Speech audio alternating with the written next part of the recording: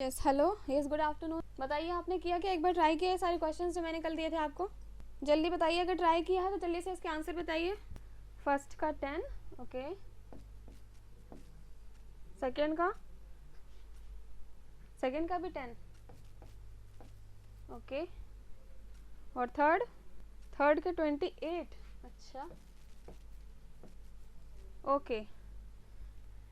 देखिए सबसे पहले वाले में देखा आपने, इस वाले फिगर से आप काफ़ी यूज टू हो चुके हैं, है ना। ये वाला फिगर आपको ऑलरेडी पता है कि इसमें तो आपके ऑलवेज 8 ट्राइंगल्स बनते ही हैं, तो इसको तो काउंट करना नहीं है। ये आपके 8 हो गए। इसके बाद आपने देखा कि इससे 2 ट्राइंगल्स कनेक्टेड हैं। कौन कौन से ट्राइंगल? एक ये अलग से कनेक्टेड है, एक ये कनेक्ट है, तो ये +2 कर दिया, 8 + 2, ठीक है। लेकिन प्रीति आपने इतना ही कैलकुलेट किया 10, लेकिन यहाँ पर आप देख सकते हैं कि ये एक अलग फिगर था, ये अलग फिगर है, लेकिन ये दोनों कंबाइंड हैं। तो इन दोनों के कॉम्बिनेशन से, मतलब जो कॉमन पोर्शन है, इस कॉमन पोर्शन में भी तो आपका ट्राइंगल बन रहा है, ये आप भूल गए। इस कॉमन पोर्शन से आपका ये ट्राइंगल बन रहा है, इस कॉमन पोर्शन से ये वाला ट्राइंगल बन रहा है, ठीक है। ये ट्राइंगल तो आपने इंक्लूड नहीं किया ना अभी तक, ये तो आपका कॉमन है इन दोनों में से, तो इट मीन्स ये 2 ट्राइंगल्स भी आप ऐड करेंगे, तो टोटल आपके कितने हो गए? 12 हो गए, ओके। तो ये वाले आपने मिस कर दिए होंगे। बताइए आगे समझ में? चलिए अगले वाले का भी आपका कितना आ रहा है? अगले वाले का आ रहा है आपका 10, ओके। चलिए अगले वाले को देखते हैं। अगले वाले में भी आप इस वाले पोर्शन से फैमिलियर है, इससे आपका कितने बनते हैं? 8 ट्राइंगल्स, ठीक है। अब इस 8 ट्राइंगल में, ओके, अब इस 8 ट्राइंगल में आप क्या देख रहे हैं कि यहाँ पर एक लाइन सिर्फ ऐड करी गई है, ठीक है। और इस 8 ट्राइंगल्स में ये वाला ऑलरेडी आप इंक्लूड कर लेते हैं, है ना, ये वाला ऑलरेडी इंक्लूडेड है, इसलिए आप यहाँ पर ये 1 2 करने की गलती मत करना। ये वाला बड़ा वाला जो ट्राइंगल है आप ऑलरेडी इंक्लूड कर चुके हो, तो सिर्फ इस लाइन की वजह से आपके कितने ट्राइंगल्स बन रहे हैं? एक सिर्फ ये वाला, ठीक है, और एक ये वाला, ये 2 ट्राइंगल सिर्फ बन रहे हैं। इट मीन्स 8 तो थे, +2 कर दिया आपने, तो ये हो गए 10। तो ये वाला आंसर आपका बिल्कुल करेक्ट है, आपने सही कैलकुलेट किया है, ठीक है।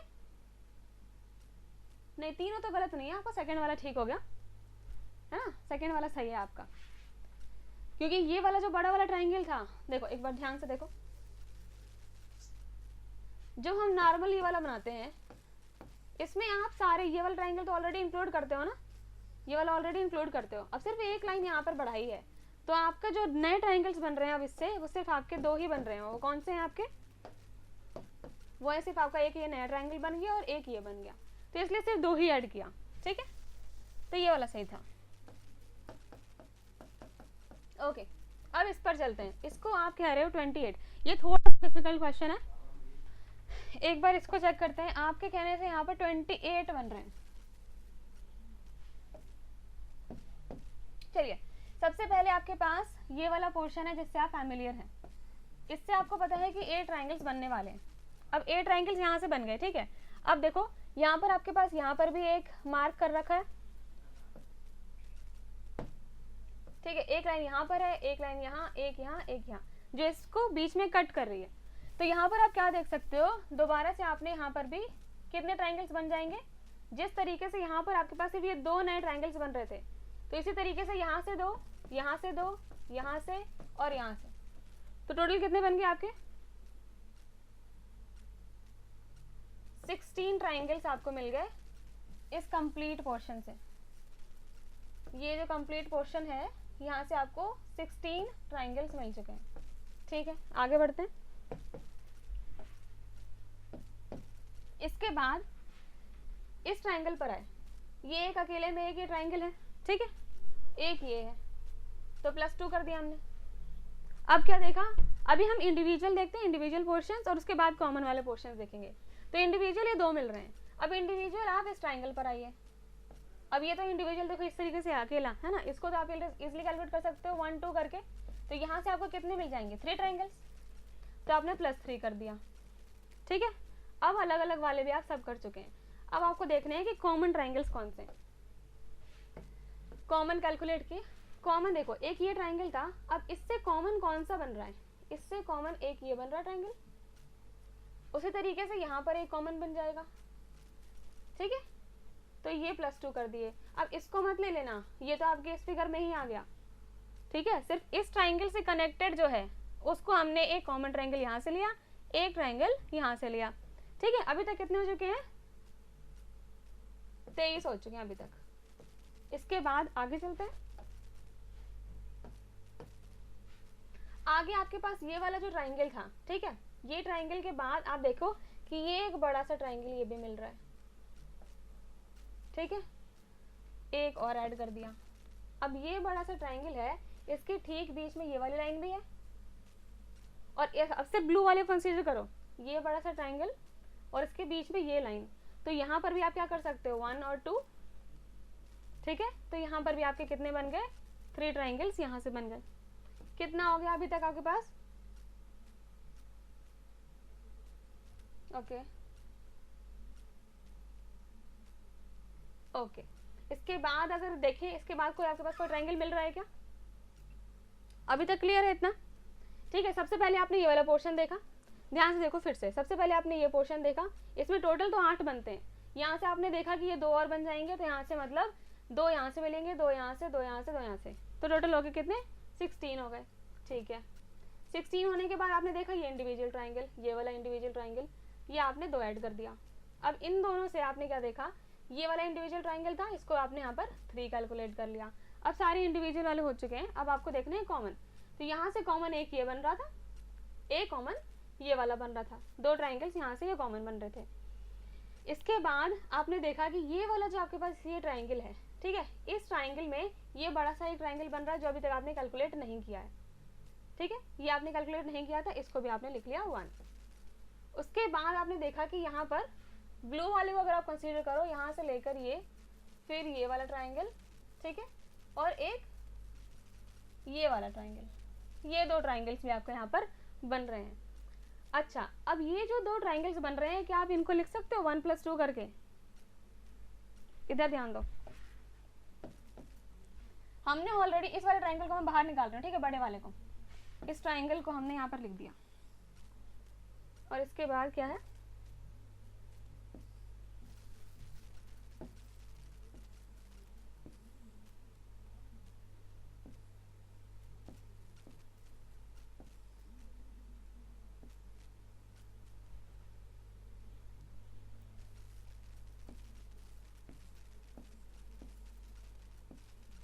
ऐसे है ये, है ना? हाँ ठीक है, इस तरीके से है। इस ट्राइंगल को कैसे कैलकुलेट कर रहे हो आप? ये वाला पोर्शन देख रहे हैं, है ना? अब मैंने क्या बोला कि इस बड़े ट्राइंगल को आप कैलकुलेट कर चुके हैं, ये जो ऐड किया है 1, ये इस कंप्लीट ट्राइंगल को ऐड किया है, ठीक है। अब इसके बाद बचा है ये वाला पोर्शन और ये वाला पोर्शन, तो इसमें आप 1 + 2 नहीं कर सकते, क्योंकि 1 + 2 तब करते अगर आपने ये बड़ा ट्राइंगल अकेला कैलकुलेट नहीं किया होता, ठीक है। तो यहाँ पर ये 3 आप ऐड नहीं करोगे, सिर्फ एक अकेला ये वाला ट्राइंगल और एक ये वाला ट्राइंगल, तो सिर्फ 2 और ऐड करने हैं। तो यहाँ पर ये 2 ऐड किया आपने, और अब कैलकुलेट करो कितना हो गया, 26। तो आपका प्रीति जो आंसर 28 आया था, आपने यही गलती करी होगी, आपने इसको भी कैलकुलेट कर लिया होगा और दोबारा यहाँ पर 1 + 2 कर दिया होगा, ठीक है। और एक और कहीं ट्राइंगल पता नहीं कहाँ एक हो सकता है, ये वाला आपने फिर से कर दिया कैलकुलेट। तो इस चीज़ का ध्यान देना। देखो पार्ट वाइज चलो सबसे पहले, ठीक है, इस पार्ट को देखा, इसको देखा, इसको देखा, इसको देखा। अब कॉमन देखते हैं कि इससे कॉमन कौन सा बन रहा है, इससे कॉमन कौन सा बन रहा है, और इससे कॉमन कोई बन रहा है या नहीं, ठीक है।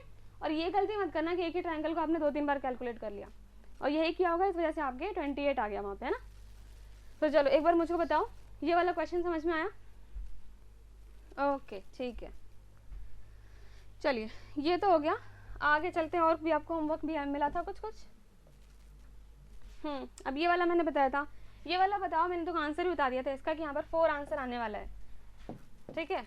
आपका 7 आ रहा था, 6 आ रहा था, जो भी आ रहा था, ठीक है, 4 आंसर आने वाला है। कि आपको समझ में आया कि किस तरीके से यहाँ पर 4 मिनिमम स्ट्रेट लाइंस में आप सारे 9 पॉइंट्स कवर कर सकते हैं?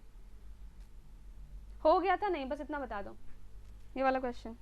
देखो कंडीशंस का ध्यान देना था। कंडीशंस क्या क्या थी आपको, कि आपके जो स्ट्रेट लाइंस हैं वो आपकी हॉरिजॉन्टल, वर्टिकल या फिर डायगोनल जा सकती है। इसके बाद जो पॉइंट्स आप कवर करोगे, वो मतलब ये जो पॉइंट्स हैं सिर्फ यहीं पर आपका स्ट्रेट लाइन जाना चाहिए, कहीं इधर उधर नहीं कर सकते। जैसे पुराना जो एग्जाम्पल देखा था उसमें आपने यहाँ से स्टार्ट कर दिया था, कहीं से भी स्टार्ट कर दिया था, ठीक है, लेकिन यहाँ पर ये कंडीशन दे दी कि सिर्फ पॉइंट्स पे ही आप अपना स्ट्रेट लाइन रख सकते हो, तो एक ये कंडीशन भी है यहाँ पर। और 4x4 ग्रिड पे, मतलब ये जो 4x4 ग्रिड है इससे बाहर आप अपना स्ट्रेट लाइन नहीं निकाल सकते। और लीस्ट नंबर ऑफ मूव्स बताने हैं आपके इस पोजीशन से, जो इंडिकेटेड पोजीशन है जहाँ से ये वाले 9 पॉइंट्स जो हैं कवर हो जाएं, मतलब ध्यान देना है इनके, तो ये सारे पॉइंट्स कवर हो जाएं और इन पे भी आप जा सकते हो हेल्प लेने के लिए। 5 आ रहा है, ठीक है, ओके। देखिए 4 कैसे आएगा, ये है आपका कॉइन, ठीक है। कंडीशन क्या है कि स्टार्ट आपको यहीं से करना है, ओके, स्टार्ट यहीं से करना है, ये सारे 9 पॉइंट्स कवर होने चाहिए और जो आप स्ट्रेट लाइन बनाओगे वो यहाँ तक जा सकते हो, मतलब 4x4 ग्रिड पे आप जा सकते हैं। तो अब ध्यान से देखना, 1 स्ट्रेट लाइन, ठीक है, ये हो जाएगी 2 स्ट्रेट लाइन, ये हो जाएगी 3 स्ट्रेट लाइन और ये हो गई 4 स्ट्रेट लाइन। बताइए 4 स्ट्रेट लाइन मैंने बनाई और इन चारों में ये सारे पॉइंट्स कवर हो गए ना, 9 वाले, 9 पॉइंट्स देखो सारे कवर हो गए। और कंडीशन फॉलो हुई कि हमने इन पॉइंट्स पर ही लेके गए, हम कहीं और नहीं लेकर गए। तो सारी कंडीशंस फॉलो होने के बाद सिर्फ 4 स्ट्रेट लाइंस में, मिनिमम स्ट्रेट लाइंस में आपने अपने 9 पॉइंट्स कवर कर लिए। अब बताइए समझ में आया? यस, ओके, ठीक है। अब आपको ये क्वेश्चंस दिए थे होमवर्क में, जल्दी जल्दी बताते रहिए, ठीक है। इसका 1 का आपका क्या है आंसर?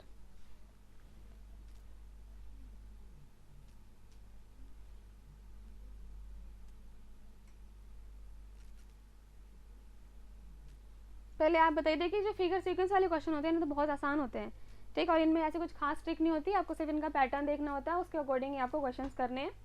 तो इसमें मैं टाइम वेस्ट करूँ इसका कोई मतलब नहीं है, तो आप जल्दी जल्दी आंसर बता दो। ओके, इसका बी आ रहा है आपका, एक बार चेक कर लेते हैं। देखिए इस क्वेश्चन को आपने इस तरीके से किया होगा, सीक्वेंस क्या है, सबसे पहले आपके पास ये दे रखा है 1, ठीक है, फिर आपको ये दे रखा है, इट मीन्स देखा जाए तो ये इसका यहाँ पर अगर आप मिरर रख दो तो इसका मिरर इमेज ये बन जाएगा, ठीक है। थर्ड वाले में क्या है, अब आपका ये बन गया, इट मीन्स ये जो स्टार्टिंग था अब यहाँ मिरर रख दिया, यहाँ मिरर रख दिया तो आपका ये बन गया, ठीक है। सेकेंड क्या है, सेकेंड अब आपके पास ये दे रखा है, आपने यहाँ मिरर रखा, जैसे इस तरीके से पहले ऊपर रखा था वैसे यहाँ पर ऊपर रखा, तो अब क्या मिरर इमेज बन जाएगी, ये बन जाएगी, और सेकेंड यही बना हुआ है। फिर थर्ड क्या बनेगा, ऑब्वियसली बात है, यहाँ पर मिरर रख दो और थर्ड क्या बन जाएगा, ये बन जाएगा, और भी आपका आंसर करेक्ट आया है, ठीक है प्रीति।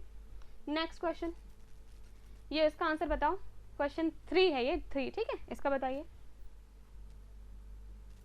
ए आया है इसका answer, figure A but not figure B, बिल्कुल ठीक है।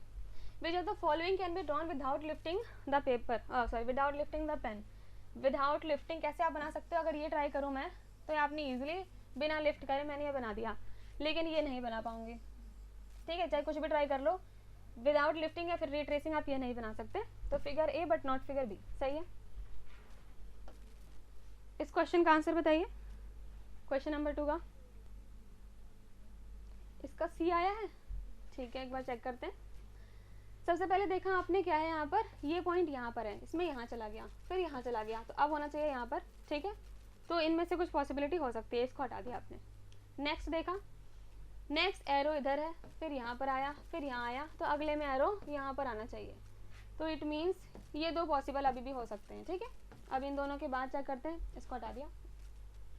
फिर क्या देखा आपने,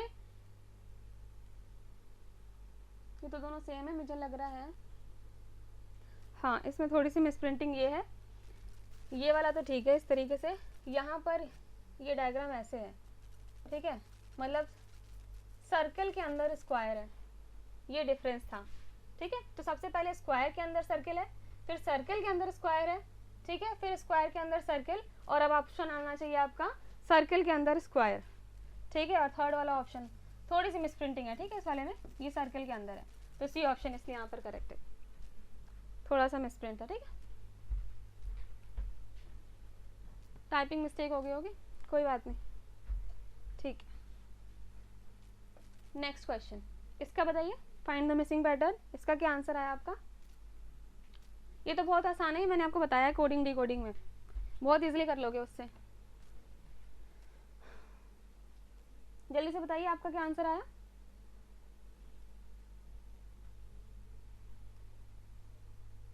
ओके बी आया है इसका, चेक करते हैं। देखिए यहाँ पर क्या लिखा है 21, यहाँ लिखा है यू, यू को 21 लिख सकते हो जब आप सी फिलोरक्स याद किया था, है ना।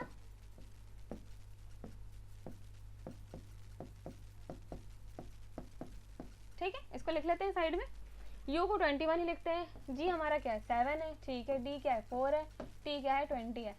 अब यहाँ देखा आपने 3 क्या होता है सी होता है, 5 क्या है ई है, मतलब सारा यहाँ पर वैल्यूज जो है आपकी सही हैं। इस पर आए, ओ है, ओ का क्या होगा 15, ई का क्या होगा 5, बी का क्या होगा 2 और एच का क्या हो जाएगा आपका यहाँ पर हो जाएगा 8। ठीक है, जे क्या होता है 10 और एफ क्या होता है 6। तो ये मैच करिए सबसे पहले 15 5 2 8, यहाँ पे 15 5 8 2 है, ये भी गलत। तो यहीं से आपने बता दिया कि आपका करेक्ट आंसर क्या है, बी है। हाँ बिल्कुल ठीक है, बी है आपका आंसर। नेक्स्ट ये क्वेश्चन था, इसका क्या आंसर आया है क्वेश्चन नंबर 5 का, सी आया इसका आंसर। चलिए चेक करते हैं।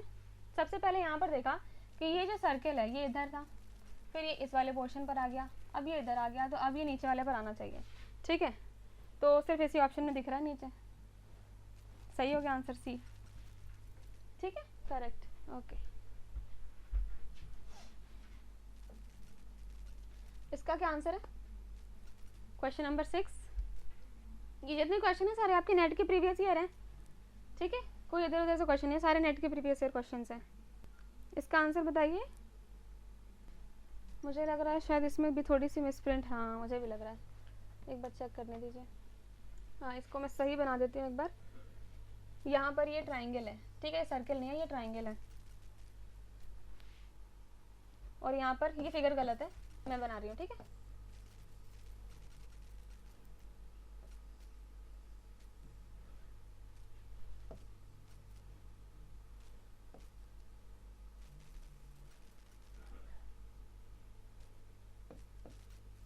ये है थर्ड फिगर। अब इसके बाद वाला आपको बताना है। ठीक है, अब एक बार जल्दी से बता दो,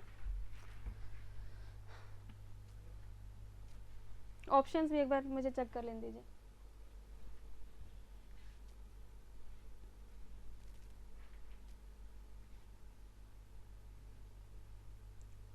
ठीक है, ऑप्शंस तो ठीक है। देखिए इसमें क्या हुआ है, सिंपल है, वैसे कर लोगे, है ना। सबसे पहले देख रहे हैं आप कि ये जो ट्राइंगल था यहाँ पर जो छोटा वाला है, ये सर्कल था, ये ट्राइंगल यहाँ आ चुका है, सर्कल यहाँ आ चुका है, ट्राइंगल यहाँ आ गया, सर्कल यहाँ आ गया। ठीक है, अब वैसे यहाँ पर ये स्क्वायर आपका यहाँ आना चाहिए था, ट्राइंगल यहाँ आना चाहिए था। चेक करते हैं, ये तो गलत हो गए दोनों। तो ट्राइंगल यहाँ आना चाहिए था और यहाँ पर आपका अंदर जो है वो स्क्वायर आना चाहिए था। ठीक है, ओके, ये दोनों इसमें फॉलो हो रहा है। आगे देखा आपने, ओके, यहाँ पर सर्किल है, बड़ा वाला पोर्शन जो आउटर वाला है सर्किल है, यहाँ पर भी सर्किल है, तो यहाँ पर अगर ट्राइंगल है तो यहाँ पर भी ट्राइंगल ही होना चाहिए था।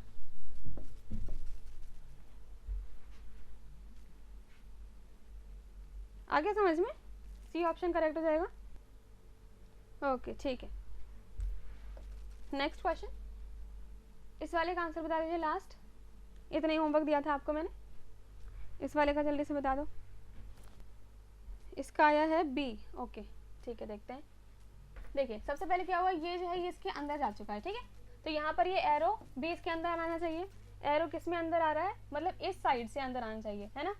और ये सर्किल जो है ये आउटवर्ड्स है, इट मीन्स एरो आपका इस तरीके से आउटवर्ड्स होना चाहिए था, और किसी में भी ये चीज़ नहीं है। हाँ तो बस ठीक है, बी ऑप्शन करेक्ट, आगे कुछ देखने की ज़रूरत ही नहीं है।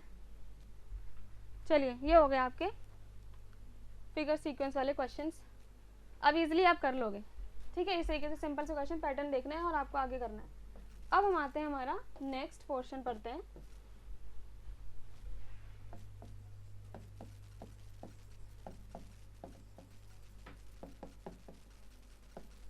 Blood relation. अब सबसे पहले अगर ऐसे क्वेश्चंस आए तो आप नॉर्मली कैसे करोगे, आप अपना इमेजिनेशन करने लग जाते हो कि ये है, फिर ऐसे ऐसे रिलेशन होगा, उसमें आप गलतियां कर सकते हैं। तो इस क्वेश्चंस को करने का तरीका क्या होता है, कैसे करते हैं आप इसको, देखो कुछ चीज़ें हैं जो आप ध्यान रख लो यहाँ पर, तो ईजिली हो जाएगा। सबसे पहले ब्लड रिलेशंस में क्या आपको ध्यान रखना है, अगर पहले तो देखो क्वेश्चन कैसे आएगा कि हाउ, लास्ट में जो स्टेटमेंट पूछी होती है वो ये पूछी होगी कि how Ramesh is related to Suresh, ठीक है। पहले सारे आपको रिलेशंस दे देंगे कि ये इससे रिलेटेड है, ये इस तरीके से रिलेटेड है, लास्ट में पूछेगा कि कोई एक पर्सन कैसे दूसरे से रिलेटेड है। तो हमेशा जो आप आंसर निकालते हो, ठीक, कभी कभी कंफ्यूजन, आप यहाँ पर क्या गलती कर देते हो कि आपने रमेश इज पूछा है कि रमेश कैसे रिलेटेड है उससे, और आप कभी कभी आंसर दे देते हैं कि सुरेश कैसे रिलेटेड है। तो हमेशा ध्यान देना कि जहाँ पर इज लिखा होता है, ठीक है, रमेश इज, तो इस वाले का रिलेशन आपको चेक करना होता है, मतलब आंसर आपका कहाँ से निकालना है आपको, जिसके पास में इज लिखा है, ठीक है। तो ऐसे आप कभी मिस्टेक नहीं करोगे यहाँ पर। चलिए, एक तो ये चीज पॉइंट ध्यान में रखना कि जहाँ पर क्वेश्चन में लिखा होगा कि राम इज रिलेटेड, इज दिख गया आपको, इसके बगल में क्या है नाम, ये, तो इस वाले का आपको आंसर आना चाहिए, ठीक है, उसका आंसर मत लिख देना। ओके, अब देखिए किस तरीके से रिलेशन को आपको एक डायग्रामेटिक वे में बनाएंगे,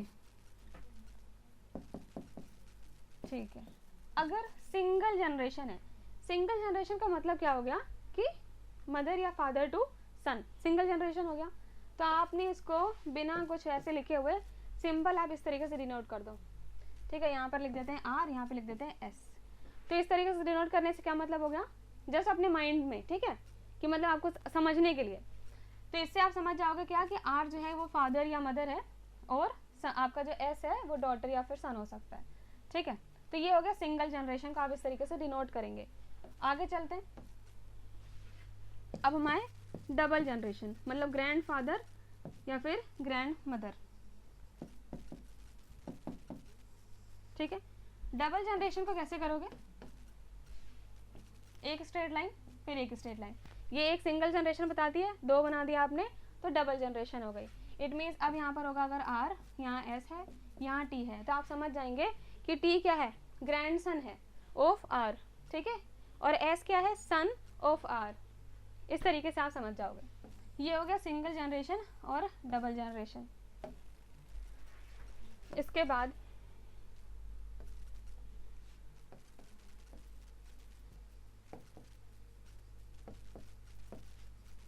इसके बाद मैरिज रिलेशंस, अगर हस्बैंड वाइफ है तो हस्बैंड वाइफ को कैसे आप लिख सकते हैं, हस्बैंड वाइफ को आप डायरेक्ट इस तरीके से लिख दो, दो डबल लाइन से, ठीक है, दो डबल लाइन से, यहाँ पर कुछ भी होगा जैसे आर एस है, तो ये दोनों आपको समझ जाओगे क्या है, ये दोनों हस्बैंड वाइफ है।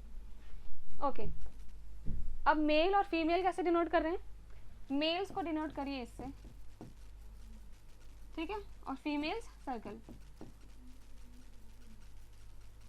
बस ये दो चार चीजें हैं, इतना सीख लो और ये क्वेश्चंस आसान हो जाएंगे, बहुत सिंप्लीफाई तरीके से आप इनको कर लोगे, ठीक है। अब ये देखो सिंगल जनरेशन हो गया मदर फादर वाला, डबल जनरेशन हो गया आपका ग्रैंड मदर ग्रैंड सन वाला, ठीक है। मैरिज रिलेशंस हो गए हस्बैंड वाइफ, और मेल्स को ऐसे डिनोट करना है, ट्राइंगल से कर दिया, फीमेल्स को सर्कल से कर दिया। अच्छा, एक ब्रदर सिस्टर का भी हो सकता है, तो ब्रदर सिस्टर को आप कैसे करिए, ब्रदर सिस्टर को सिंपल इस तरीके से, मतलब वो सेम एज पर होंगे, उनका जनरेशन तो अलग नहीं हो रहा है, सेम जनरेशन पर है, ठीक है। ये सिंगल जनरेशन था, ये डबल जनरेशन था, एक लिख लेते हैं हम same generation, same generation, same generation में क्या जाएंगे, ब्रदर सिस्टर। तो ब्रदर सिस्टर को मैंने एक स्ट्रेट लाइन से बता दिया,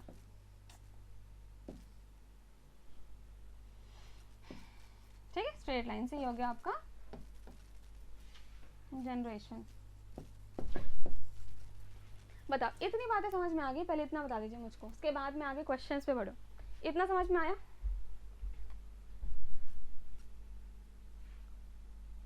जल्दी से बता दीजिए, इतनी चीजें समझ में आ गई। चलिए अब क्वेश्चन देखते हैं, आप क्वेश्चन से आपको समझ में आएगा कि किस तरीके से इस चीज को अप्लाई करना है, ठीक है, और कैसे आपको आंसर निकालना है। तो ये पहला क्वेश्चन है, चलिए पढ़ते हैं एक बार। In a family Rajesh is father of Vikas, ठीक है, डायरेक्ट डायग्राम बनाएंगे हम। Rajesh is father of Vikas, single generation है, राजेश फादर ऑफ विकास, बढ़िया। आगे चलते हैं। Ajay is grand father of Neha, okay. अभी हमें देखो ये सिर्फ राजेश और विकास थे, अभी नेक्स्ट लाइन में क्या क्या आ गए, अजय और नेहा भी आ गए। अब इनका रिलेशन हमें नहीं पता, अजय और नेहा का ये कैसे रिलेटेड है हमें नहीं पता है, तो आगे एक नेक्स्ट लाइन भी पढ़ लेते हैं। नेहा इज सिस्टर ऑफ विकास। अब नेहा और विकास रिलेटेड हैं, सिस्टर कैसे बताओगे आप, सिस्टर कैसे बताओगे, सेम जनरेशन, तो यहाँ पर क्या है नेहा, और नेहा क्या है फीमेल, तो यहाँ पर मैंने लिख दिया इस तरीके से, ठीक है। नेहा इज सिस्टर ऑफ विकास, पता चल गया। राजेश, चलो यहाँ पे मेल फीमेल का तो ऑलरेडी कुछ नाम दे रखा है तो नहीं मैं लिख रही, ठीक है। जहाँ पर मेल फीमेल नहीं देते, जैसे RST इस तरीके से दे देते तो आपको डिफाइन करना होता कि मेल और फीमेल, बट यहाँ पे नेम्स दे रखे हैं, आप इसलिए पता कर सकते हो कौन मेल है कौन फीमेल है, ठीक है। तो ये हो गया नेहा इज सिस्टर ऑफ विकास। फिर हम आगे क्या है, अब सेकेंड लाइन क्या थी, Ajay is grand father of Neha. Ajay is grand father of Neha, Ajay जो है वो ग्रैंड फादर है नेहा का, तो ग्रैंड फादर के लिए डबल जनरेशन होना चाहिए ना, ग्रैंड फादर अजय है ग्रैंड फादर नेहा के, ठीक है, ये हो गया डबल जनरेशन। नेक्स्ट लाइन क्या है, then find out how Vikas is related to Ajay. Is Vikas, Vikas कैसे रिलेटेड है अजय से, विकास कैसे रिलेटेड है अजय से, मतलब इसका रिलेशन बताना है, इसका नहीं। तो ये क्या है, इन दोनों में क्या रिलेशन है, ये ग्रैंड सन है ना, ग्रैंड सन ऑफ अजय, ठीक है। तो यहाँ पर आंसर क्या हो जाएगा आपका, ग्रैंड सन। बताइए समझ में आया किस तरीके से हमने इसको अप्लाई करके किया है, जल्दी बताइए समझ में आया।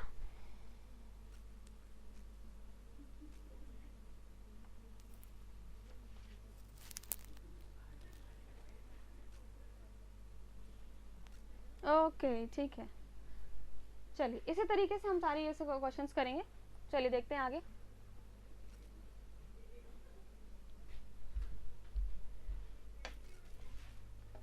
Next question, Ram is father of Gopal. Ram is father of Gopal, ठीक है, एंड ब्रदर ऑफ अजय, मतलब राम जो है वो ब्रदर है अजय का, Ram is brother of Ajay, same generation, ठीक है। फिर क्या लिखा है, Vikas is son of Gopal. Vikas is son of Gopal, Vikas is son of Gopal, ठीक है। Neha is daughter in law of Ram. Neha जो है क्या है, डॉटर इन लॉ है राम की, राम की डॉटर इन लॉ कौन सी हो जाएगी, तो इट मीन्स यहाँ पर ये दोनों पता चल गया क्या है, ये हस्बैंड वाइफ है, ठीक है, तभी तो डॉटर इन लॉ हुई ना, ठीक है। तो ये स्टेटमेंट भी होगी हमारी, Neha is daughter in law of Ram, okay. And Rahul is brother of Neha, okay, Rahul दो आगे क्या, and Rahul is brother of Neha. Done. How Neha is related to Vikas, how Neha is related to Vikas. Vikas ये रहा, ये दोनों हस्बैंड वाइफ हैं, तो हस्बैंड वाइफ हैं तो ये क्या हुआ, इनका बेटा हुआ मतलब सन, ठीक है। और क्या पूछा है, हाउ नेहा इज, तो नेहा के रिलेशन देखना है आपको ना, ये विकास का, तो नेहा क्या है इसकी मदर, तो आंसर क्या हो जाएगा मदर। बताइए एक बार समझ में आया ये किस तरीके से इसको डायग्रामेटिक वे में मैंने कन्वर्ट किया, इतना सिंप्लीफाई करके।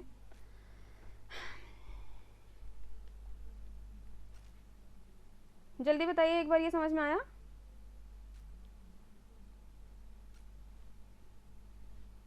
ठीक है, जैसे जैसे आपकी लाइन्स ये आप जो स्टेटमेंट्स पढ़ते जाएंगे, स्टेटमेंट पढ़िए और जिस तरीके से मैंने आपको बताया है, जो स्टार्टिंग में सबसे पहले आपको ब्लड रिलेशन में बताया कि कैसे किसको डोनेट करना है, उस तरीके से इसको फॉलो करिए और देखिए कितनी आसानी से आपका आंसर निकल जाएगा, है ना, और कोई कंफ्यूजन नहीं होगी और आपका आंसर भी बिल्कुल करेक्ट आएगा। चलिए नेक्स्ट क्वेश्चन देखते हैं।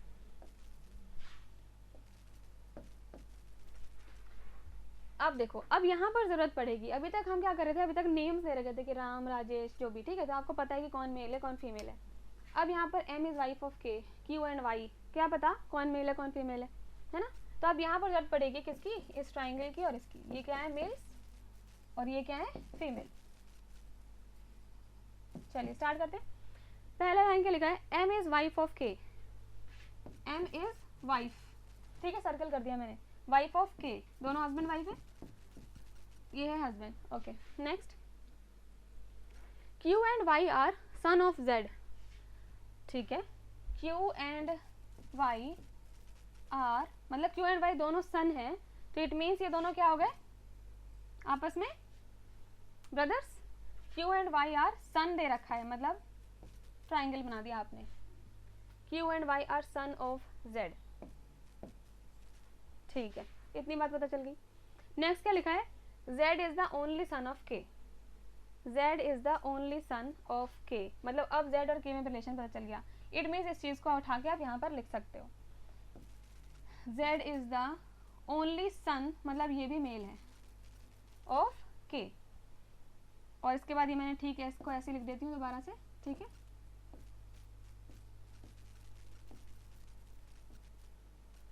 आगे पढ़ते हैं। Now L is daughter in law of K, L is daughter in law of K, K की डॉटर इन लॉ, मतलब अगर ये मेल है तो डॉटर इन लॉ यहाँ पर आएगी, कौन है L, L is daughter in law of K, clear. Next statement क्या है, अब लास्ट पूछा है, how M is related to Z, how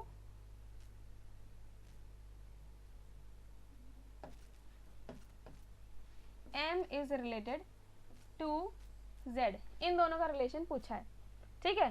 किसका बताना है आपको, M का बताना है कि M कैसे रिलेटेड है।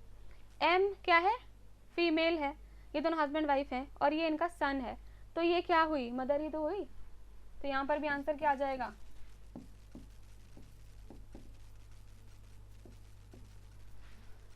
बताइए मुझको, ये समझ में आया।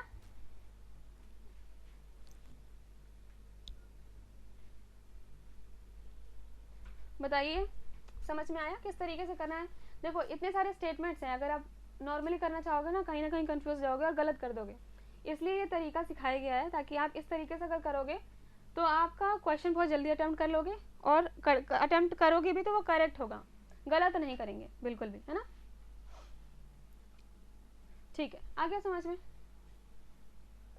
तो एक और क्वेश्चन करते हैं, तो मेरे करने से पहले एक बार आप ट्राई करिए इसको, मैं आपको 2 मिनट का टाइम दे रही हूँ, पहले आप मुझे इसका आंसर बताइए जैसे मैंने एक बार आपको बता दिया है,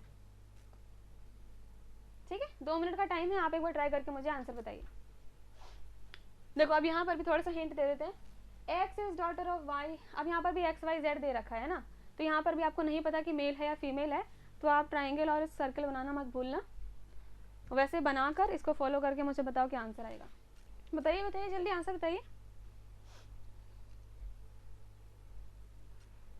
अगर ये क्वेश्चन ठीक कर लिया मतलब आपको सारा समझ में आ रहा है। भूपेंद्र कह रहे हैं डॉटर, अच्छा ठीक है, आप भी बताइए आंसर। एक ऑप्शन मेरे पास आ चुका है डॉटर का, और प्रीति का आंसर है मदर।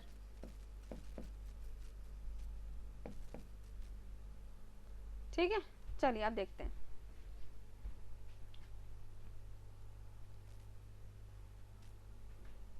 स्टेटमेंट देखिए, x is daughter of y, x is daughter of y। अब y मेल है फीमेल है नहीं पता अभी तक हमें, है ना, ठीक है।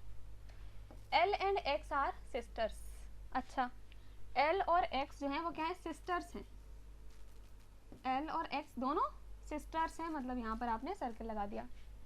नेक्स्ट क्या है, f and n are brothers. अब देखो यहाँ पर कोई एफ एन नहीं है, मतलब ये अलग से रिलेशन बता दिया, तो हम साइड में लिख लेते हैं अभी, F and N are brothers, तो ट्राइंगल बना दिया,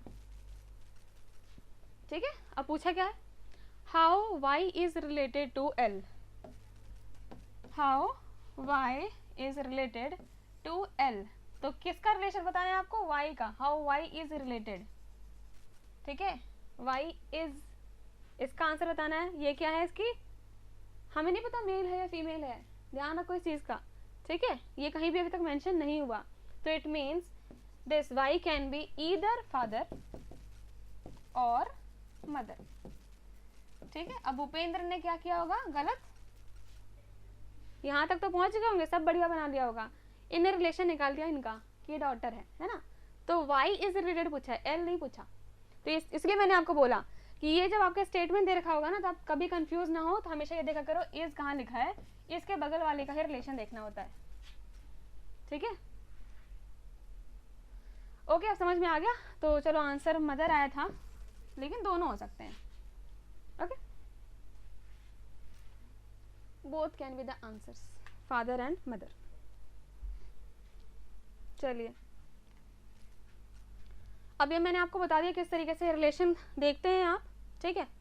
अब आपके एग्जाम में एक क्वेश्चन आया हुआ था, एक बार मैं वो एग्जाम का क्वेश्चन आपको एक बार बता देती हूँ। ओके, क्वेश्चन एक बार मैं लिख देती हूँ। ये देखिए आपके पेपर का क्वेश्चन है, ठीक है। क्वेश्चन आया था, इफ संगीता's डॉटर, एक बार आप ट्राई करना है इसको, ठीक है, पहले आप ट्राई करो। If Sangeeta's daughter is my daughter's mother, ठीक है, then how am I related to Sangeeta, ठीक है। ऑप्शंस दे रखे हैं, ए ऑप्शन है सन, बी ऑप्शन है सन इन लॉ, सी ऑप्शन है डॉटर, और डी ऑप्शन है सन इन लॉ और डॉटर। एक बार आप मुझको इसका आंसर बताइए, ट्राई करिए इस क्वेश्चन को, ठीक है, जल्दी से ट्राई करिए। ये क्वेश्चन आपको कौन से ईयर में आया है ये भी बता देती हूँ। ये आपका आया है जून 2018 में, ठीक है, जून 2018 में आया हुआ है।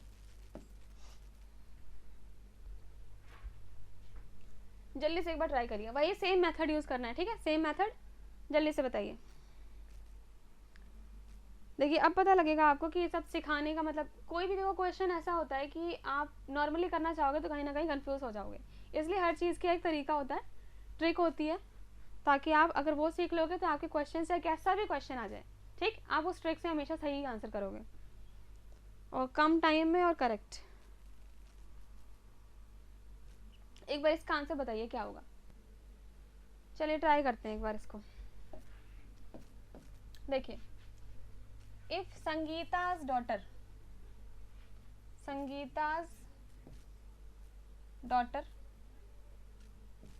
ठीक है, डी मान लिया मैंने, संगीता भी फीमेल है, Sangeeta's daughter is my daughter's mother, ठीक है, मतलब संगीता's डॉटर जो है, Sangeeta's daughter is my daughter's mother. क्या समझ में आया, यही बन रहा है, संगीता's डॉटर इज माई, मतलब मैं कहीं यहाँ पर भी हो सकती हूँ, अभी रैंडम पर्सन, मैं यहाँ पर भी हो सकती हूँ या मैं यहाँ पर भी हो सकती हूँ, मैं मेल हूँ फीमेल हूँ नहीं पता, ठीक है, सिर्फ आई लिखा है, नहीं पता ये वाली चीज़, ठीक है। तो संगीता's डॉटर इज माई, हमें नहीं पता मेल फीमेल, डॉटर्स मदर, ठीक है। How am I related to Sangeeta, how am I related to Sangeeta, Sangeeta से कैसे रिलेशन होगा मेरा, ठीक है। अब आई लिखा है, नहीं पता कि मेल है या फिर फीमेल है, आया समझ में कुछ। देखो फिर से देखो, संगीता's डॉटर, ठीक है, इज माई, मतलब यहाँ पर जो भी मैं होंगी, दो पर्सन्स होंगे ना, हस्बैंड वाइफ होंगे, तो आप इसको सिंपल इस तरीके से लिख दो। यहाँ पर मैंने लिख दिया कुछ भी, आई लिख दिया। अब ये आई किसको डिनोट हो रहा है, इसको या इसको, अभी हमें नहीं पता है, ठीक है, और इनके ये डॉटर है, क्लियर। उसके बाद पूछा क्या, how am I related to Sangeeta, it means how am I, अब आई ये भी हो सकता है ये भी हो सकता है, दोनों में से कोई भी ऑप्शन हो सकते हैं, रिलेटेड टू संगीता। तो अगर मैं क्या हो सकती हूँ, अगर मैं यहाँ पर, यहाँ इस वाले पोजीशन पर हूँ, मान लो इसको मान के चलते हैं, तो यहाँ पर तो क्या हो गया डायरेक्ट डॉटर, और अगर मैं यहाँ पर हूँ तो यहाँ पर क्या हो जाएगा, हस्बैंड वाइफ है, तो ये क्या हो गया, सन इन लॉ। ऑब्वियस सी बात है, अगर ये डॉटर रहती तो सन होगा ना, है ना, मेल होगा ये डॉटर, और ये हस्बैंड वाइफ, ये तो मेल हुआ। तो इट मीन्स यहाँ पर हम क्या हो सकते हैं, अगर ये मान के चलते हैं तो आंसर आपका क्या आ जाएगा, डॉटर। ये मान के चलते हैं तो क्या जाएगा, सन इन लॉ। इट मीन्स दोनों ही ऑप्शंस बन रहे हैं। अब अगर आप यहाँ पर कंफ्यूज देखो कैसे हो जाते हैं, अगर आप ये रिलेशन ना जानते, अगर आप यहाँ पर कंफ्यूज जाते हैं कि आई लिखा है, ठीक है, इज माई डॉटर्स, इस माई को आप ये समझते हैं कि मेल या फीमेल कुछ भी, मतलब किसी एक को कंसिडर कर लेते, तो आपका आंसर या तो ये आता या तो ये आता। लेकिन आपके क्वेश्चन में किसी स्टेटमेंट में ये नहीं बताया है कि आप जो हो वो मेल हो या फीमेल हो, है ना, ये चीज़ नहीं बताई है। तो दोनों ही करेक्ट ऑप्शंस हो सकते हैं, इसलिए यहाँ पर आपका करेक्ट आंसर डी है। अब बताइए मुझको ये क्वेश्चन समझ में आया?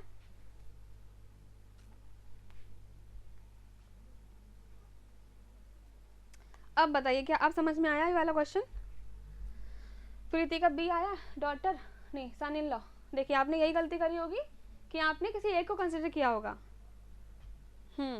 ठीक है,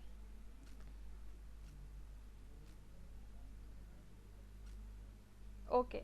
तो इन ब्लड रिलेशन में, जो ब्लड रिलेशन वाले क्वेश्चंस होते हैं, आपको क्या क्या ध्यान रखने वाली चीज़ें हैं? ध्यान ये रखना है आपको कि अगर मेल फीमेल दे रखा है तभी आप यहाँ पर ये सर्किल या फिर ये लिखो, ठीक है। अगर नहीं दे रखा तो आप वो कंफ्यूजन में हो, आपको नहीं पता है, ठीक है, उसके अकॉर्डिंग ही आपका आंसर इधर और में आ सकता है, ओके। और ये पैटर्न तो आप समझे गए हो, ये होता है सिंगल जनरेशन, फिर ये हो गया ऐसे करके डबल जनरेशन, ये हो गया सेम जनरेशन मतलब ब्रदर सिस्टर, ये हो गया आपके हस्बैंड वाइफ, ये हो गए क्या मेल्स, ये हो गए फीमेल्स। तो ये सारे कुछ डिनोमिनेशंस है आपके, बस ये अगर आपको अच्छे से पता है तो आप अपना डायग्राम बना सकते हो अपने स्टेटमेंट्स के अकॉर्डिंग, और फिर आप अपना आंसर देख सकते हैं, ठीक है। ये हो गए आपके क्वेश्चंस ब्लड रिलेशन वाले। देखिए पेपर में आया हुआ है इसलिए इसका ट्रिक बताया गया आपको। अब नॉर्मली करते तो नहीं कर पाते, इसको कंफ्यूजन हो जाती है आपको बहुत ज़्यादा। अब इसके बाद देखिए ब्लड रिलेशन हो चुका है, अब आपके जो क्वेश्चंस आते हैं वो कभी कभार आ सकते हैं किससे, मिसिंग फिगर, फिगर वाला तो आप देख चुके हो, है ना, या फिर हो सकता है आपका मिसिंग नंबर या फिर लेटर, ठीक है। फिगर वाला आप देख चुके हैं, फिगर सीक्वेंस आप कर चुके हैं ऑलरेडी। मिसिंग नंबर या लेटर आ सकता है। तो सबसे पहले बात करते हैं मिसिंग नंबर की। मिसिंग नंबर, मिसिंग नंबर के क्वेश्चंस कैसे आएंगे, आपके पास कोई भी नंबर दे रखा होगा, मान लो 2 है, फिर आपका दे रखा है 4 6, सिंपल एग्जांपल लेके बता रही हूँ, ठीक है, सिर्फ एक आइडिया के लिए। यहाँ पे डैश है, यहाँ पर 10 दे रखा है, तो आपको बताना है कि बीच में क्या आएगा, ठीक है। तो इन क्वेश्चंस को आप कैसे करोगे, सिंपल आपको इनके बीच में रिलेशन देखना होता है, और नंबर्स हैं तो नंबर्स का क्या रिलेशन हो सकता है, या तो आप प्लस कर सकते हो, माइनस कर सकते हो, मल्टीप्लाई कर सकते हो, डिवाइड कर सकते हो, या फिर इवन नंबर हो सकते हैं, या ऑड हो सकते हैं, या प्राइम नंबर हो सकते हैं, ठीक है। इस तरीके से आपको देखना होता है। अब यहाँ पर ग्रुपिंग करके भी होता है, जैसे आपको जब अल्फाबेट सेक्शन में सिखाया था कोडिंग डिकोडिंग, ठीक है, तो वहाँ पर आप डिवाइड करते थे पार्ट्स में, उस तरीके से यहाँ पर भी आप हो सकता है कि ये दोनों एक ग्रुप में है अगर, तो ये एक सेम मतलब पैटर्न शो कर रहे हो, फिर ये वाला ना कर रहा हो, फिर इसके आगे वाले ये दोनों सेम पैटर्न शो कर रहे हो, तो मतलब एक ग्रुपिंग करके भी आप इसको चेक कर सकते हैं, ठीक है। मेनली देखो यही तरीके होते हैं, या तो प्लस करके आपका आंसर निकल जाएगा, माइनस करके मल्टीप्लाई डिवाइड इवन और प्राइम, ये हो गए मिसिंग नंबर वाले, इस तरीके से आपके हो सकते हैं। पैटर्न क्या क्या फॉलो हो रहा है ये देखना होता है। अब चलते हैं मिसिंग लेटर पर। क्वेश्चन एक मैं आपको बता दूंगी जो आपके प्रीवियस ईयर में आया हुआ है, तो आपको एक आइडिया लग जाएगा। अब आ गए हम किस पर, मिसिंग लेटर पर। मिसिंग लेटर कैसे हो सकता है कि जैसे मान लो ABCD इस तरीके से है, ठीक है। तो यहाँ पर आपको बताना है कि ये वाला डैश जो है अब यहाँ पर क्या आएगा, तो उसके बाद भी कर लेते हैं, ठीक है। ये दो आपको बताने हैं, मिसिंग लेटर्स बताने हैं। तो ये कैसे करोगे, यहाँ पर भी आपको क्या देखना होता है कि क्या पैटर्न फॉलो हो रहा है। ABCD एक ग्रुप देख लिया आपने, अब जो नेक्स्ट ग्रुप है यहाँ पे जो लास्ट था वही यहाँ पर फर्स्ट है, DCBA मतलब अब इसका अपोजिट बन गया, तो यहाँ पर B आना चाहिए, ठीक है। अब यहाँ पर क्या है, अगर फिर से स्टार्ट देंगे BCD तो यहाँ पर A ही आना चाहिए। मतलब एक ग्रुपिंग करके आप देखते हैं कि आपका क्या यहाँ पर पैटर्न वो फॉलो हो रहा है, उस तरीके से आप अपना मिसिंग लेटर फाइंड आउट कर सकते हैं। अब ये कैसे फाइंड आउट करोगे, ग्रुपिंग करके देख लो, ठीक है। अब इसमें भी हो सकता है कैसे, ग्रुपिंग भी कैसे हो सकती है आपकी, या तो इंक्रीजिंग ऑर्डर में हो, मतलब इंक्रीजिंग ऑर्डर कि ABCD ऐसे करके बढ़ रहे हो, या डिक्रीजिंग ऑर्डर में हो, या जब भी लेटर्स की बात होती है तो हमेशा ध्यान रखना क्या, कॉन्सोनेंट्स एंड वॉवेल्स। कभी कभार क्वेश्चन आपका इस पर भी निकल जाएगा, ठीक है। लेटर्स की बात है तो इस पर हमेशा ध्यान रखना है। बताइए समझ में आया। ये अगर क्वेश्चन आपके आएंगे मिसिंग नंबर या लेटर के, तो इस तरीके से आप मतलब ये सारी चीजें हो सकती हैं, ऐसे करके आप इजीली इनका सॉल्व कर सकते हो। एक बार मैं प्रेजेंटेशन आपके वो क्वेश्चंस ओपन कर लूँ, फिर इनके क्वेश्चन करते हैं, ठीक है। 1 सेकंड रुकना बस। ओके देखो ये क्वेश्चन था जून 2018 में, आपका ये क्वेश्चन आया हुआ है। Which of the following options is the best choice for the missing number. यहाँ पर आपका मिसिंग नंबर, ठीक है। आपको यही देखना है कि क्या पैटर्न ये फॉलो कर रहा है। मैंने क्या बताया था, अगर नंबर्स होते हैं तो या तो वो एडिशन में होंगे, मतलब प्लस कर रहे होंगे आप, उसमें माइनस कर रहे होंगे, मल्टीप्लाई डिवाइड, ये सब चीज़ें हो सकती हैं, ठीक है। तो आपको एक पैटर्न फाइंड आउट करना है। चलिए सबसे पहले देखा आपने 0.1 है, 0.25, 0.3, अब 0.2 आ गए, ठीक है।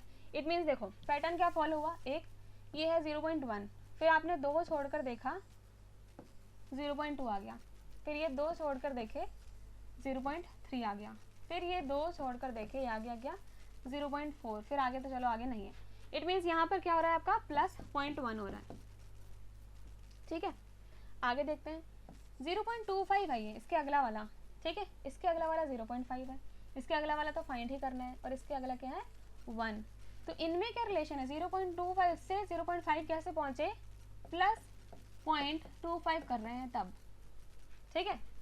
अब इस 0.5 से अगर यहाँ पर अगर आप प्लस 0.25 करें तो क्या आना चाहिए, यहाँ पर 0.75 आना चाहिए, ठीक है। हम मान के चलते हैं। अब अगर इसमें अगर आप प्लस 0.25 करें तो क्या आ जाएगा, 1 आ जाएगा। इट मीन्स ये आपका फॉलो हो रहा है, ठीक है। तो यहाँ पर आपका करेक्ट आंसर क्या आ जाना चाहिए, C आ जाना चाहिए, प्लस 0.75। अच्छा ये जो लास्ट आपके बचे इनको भी एक बार चेक कर लेते हैं क्या ये कुछ पैटर्न फॉलो कर रहे हैं या नहीं। 0.3 है, 0.3 से 0.6, 0.6 से 0.9, 0.9 से 1.2, मतलब कितना एडिशन हो रहा है, प्लस 0.3 का। सारे एक एक पैटर्न फॉलो कर रहे हैं, वही आपको फाइंड आउट करना था, और आपने अपना आंसर निकाल लिया, क्या है 0.75 आंसर आ जा रहा है। बताइए समझ में आया, ठीक है। हाँ C आ रहा है, बिल्कुल ठीक, 0.75 आ रहा है, ठीक है। चलिए तो it means missing number letter ये वाले क्वेश्चंस भी आप इजीली कर लेंगे। ओके चलिए अब देखिए मेनली हम जो रीजनिंग पोर्शन आता है आपका पूरा पार्ट ए में, देखो बहुत बहुत वास्ट होता है, ठीक है। एप्टीट्यूड बहुत छोटी सी चीज़ नहीं है, बहुत वास्ट है। आपको नहीं पता कि कौन से टॉपिक से क्या क्वेश्चन आ जाएगा, ठीक है, कुछ भी आ सकता है। तो हमने मोस्टली जो क्वेश्चंस आपके बिल्कुल आते हैं, देखो प्रीवियस ईयर भी मैं साथ साथ ही आपको करवा रही हूँ, तो आपको आइडिया लग रहा है कि जितनी आप प्रिपरेशन कर रहे हो उस हिसाब से आपके क्वेश्चंस हो रहे हैं या नहीं हो रहे, ठीक है। तो देखिए सबसे पहले मैंने आपको एप्टीट्यूड में रीजनिंग ही स्टार्ट करी है। रीजनिंग में मैंने आपको कोडिंग डिकोडिंग ये सब चीज़ें बताई, लेकिन रीजनिंग के बाद आपका जो पोर्शन आता है एप्टीट्यूड का वो आपका मैथमेटिक्स वाला पोर्शन भी आता है। मैथमेटिक्स वाले क्वेश्चन कैसे आएंगे, एक मिनट,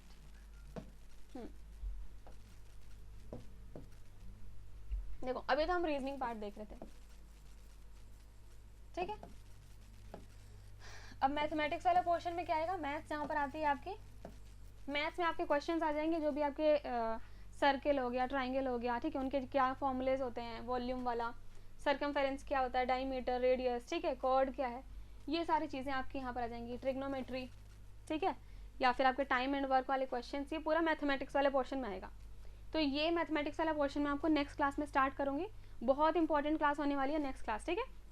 ये वाली बहुत इंपॉर्टेंट क्लास होगी, इसमें जितने भी फॉर्मूले मेन आपको याद होने चाहिए जिनसे आपके क्वेश्चन हो जाए, ठीक है, वो सारे फॉर्मूले हम देखेंगे, और जिस उससे रिलेटेड जो क्वेश्चंस आए हैं वो सारे क्वेश्चंस देखेंगे, ठीक है। तो ये मैथमेटिक्स वाला पोर्शन हम नेक्स्ट क्लास में करने वाले हैं। अब बचा हुआ जो पार्ट होता है आपका, साइंस के क्वेश्चन आ सकते हैं। अब साइंस देखो कुछ भी आ सकता है, ठीक है, तो जितना आपको नॉलेज होगी उसके हिसाब से आप कर सकते हो। और कुछ होते हैं आपके जनरल क्वेश्चंस, मतलब सिर्फ थिंकिंग पर बेस्ड होते हैं आपके, कि कितने अच्छे से आप उसको स्टेटमेंट को पढ़ के या फिर कितनी इजीली आप उस क्वेश्चन को कर सकते हो, मतलब लॉजिकल क्वेश्चंस, कहने का मतलब logical reasoning.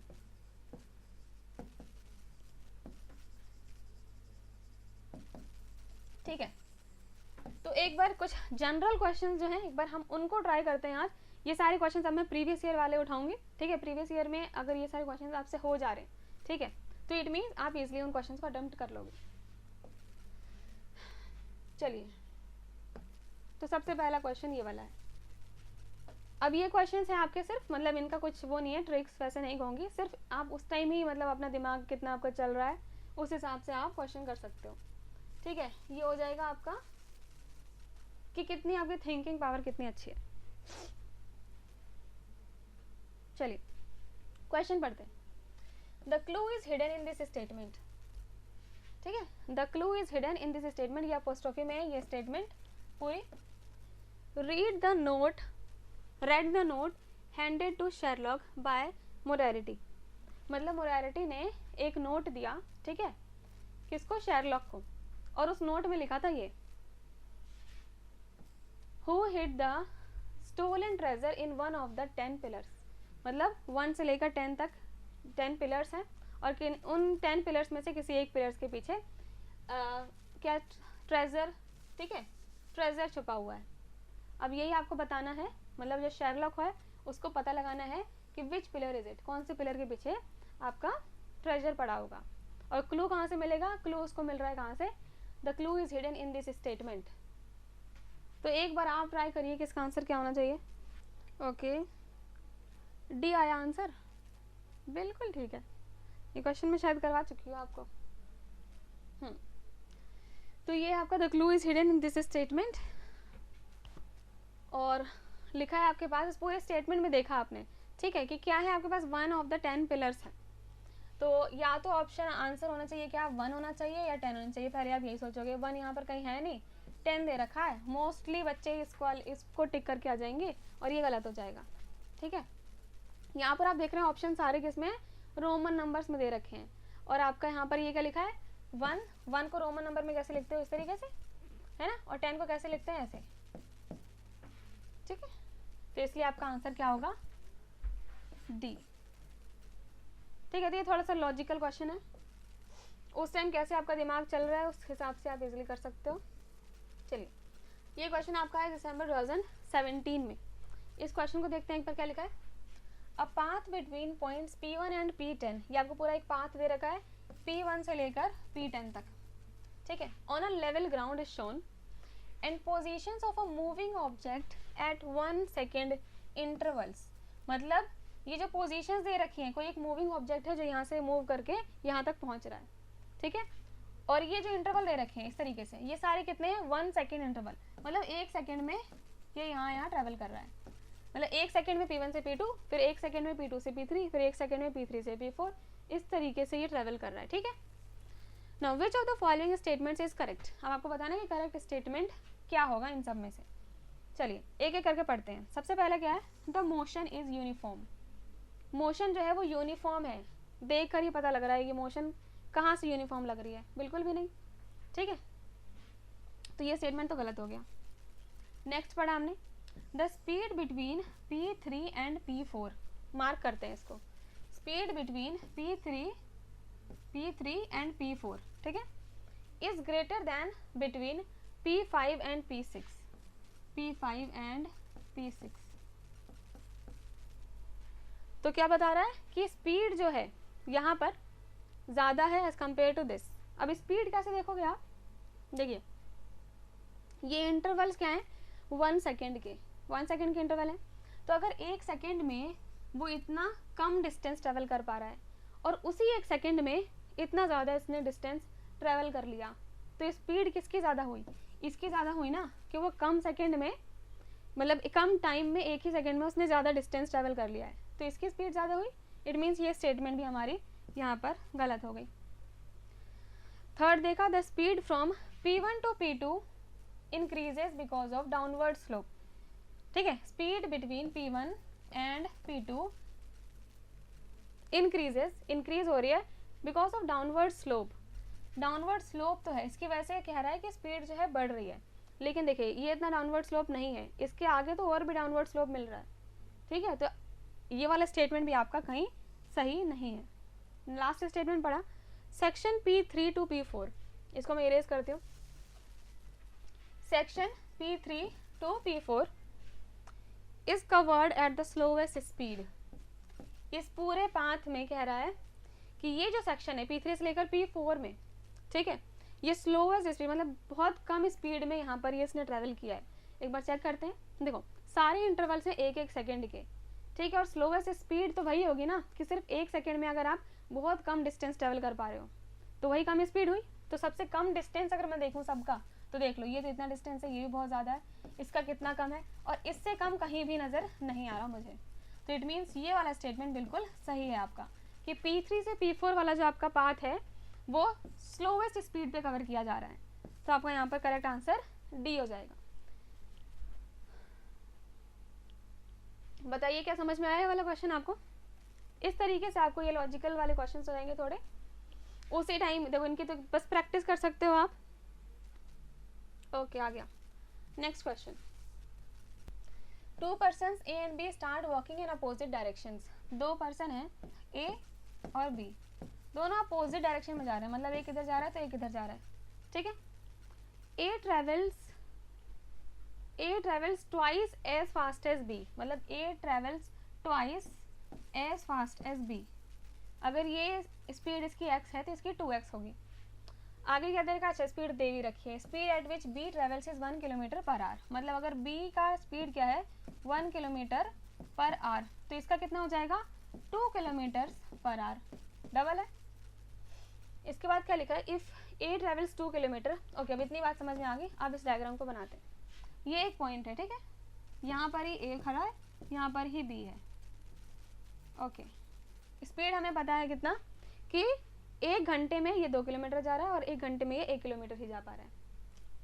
A travels 2 kilometre, A travels 2 kilometre, इसको मैं 1 किलोमीटर मानती हूँ, इतना 2 किलोमीटर, ठीक है, और इसकी स्पीड थी 2 किलोमीटर पर आवर, मतलब ये डिस्टेंस इसने कितने टाइम में ट्रैवल किया है 1 आवर में, ठीक है, 2 किलोमीटर। इसके बाद एंड टर्न्स बैक, अब यहाँ से ये वापस आ गया, एक मिनट, ठीक है okay, and it turns back, अब यहाँ से इसने रिवर्स पीछे चल रहा है, वॉकिंग टूवर्ड्स बी, अच्छा पीछे चल के ये बी की तरफ जाने लग गया, मतलब इस तरीके से इसका मूवमेंट है। At what distance from the starting point will A cross B, मतलब क्या है कि at what distance from the starting point, इस स्टार्टिंग पॉइंट से, ठीक है, इस स्टार्टिंग पॉइंट से कितने डिस्टेंस के बाद ये जो ए है वो बी के बराबर क्रॉस कर जाएगा उसको, ठीक है। तो इसको एक बार देखते हैं। देखिए 1 घंटे में ये 2 किलोमीटर चल पाया है, तो जितने टाइम में 1 घंटे में ये 2 किलोमीटर चल पाया है उसी टाइम में ये जो बी है वो 1 किलोमीटर ही चल पाएगा, ठीक है। फिर दूसरा घंटे में देखे हमने तो दूसरे घंटे में ये दोबारा यहाँ पहुँच गया 2 किलोमीटर, ये 2 सेकेंड आवर में, और ये सेकेंड आवर में यहाँ पर 1 घंटा ही चल पाया है, 1 किलोमीटर ही चल पाया है, तो ये यहाँ पे है, ठीक है। फिर ये क्या करेगा, देखो 1 + 1, इट मीन्स यहाँ से अगर आप देखो तो ये यहाँ पर पहुँच चुका है 1 घंटे में 2 किलोमीटर, और इसी में ये भी तो चल चुका होगा 1 किलोमीटर, है ना, तो अभी भी ये क्रॉस नहीं कर पाए हैं, ठीक है। नेक्स्ट आवर लेते हैं हम, नेक्स्ट एक और घंटे में ये 1 किलोमीटर चल पाया है और ये तो चलता है 2 किलोमीटर। इट मीन्स अब देखो पोजीशन जो आ गई है वो आपकी आ गई कि दोनों एक दूसरे को क्रॉस कर रहे हैं। पूछा क्या था, पूछा था आपसे कि स्टार्टिंग पॉइंट से कितने किलोमीटर्स में ये दोनों एक दूसरे को क्रॉस करते हैं, ए और बी, तो कितने किलोमीटर होगा यहाँ से लेकर यहाँ तक, 1 2 3 4 किलोमीटर। बताइए मुझको एक बार, ये वाला क्वेश्चन समझ में आया किस तरीके से किया है? इसको आप और तरीके से भी कर सकते हो, ठीक है, ये सारे क्वेश्चन सिर्फ एक तरीका नहीं होता, अपनी मर्जी से कैसे भी कर सकते हो। बताइए क्या समझ में आ गया? देखो जो भी क्वेश्चन होते हैं ना उनको एक अपने तरीके से अपना डायग्रामेटिक वे में कन्वर्ट कर लिया करो ताकि इजी हो जाए उसको सॉल्व करना।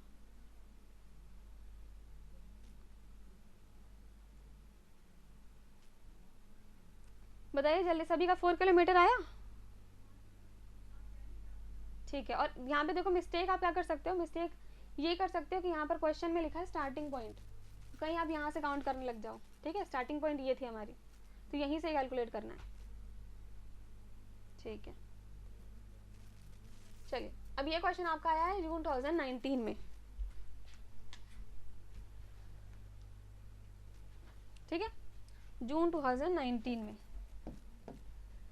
क्वेश्चन क्या है आपका, the number of digits you have to type to write all the page numbers of a book.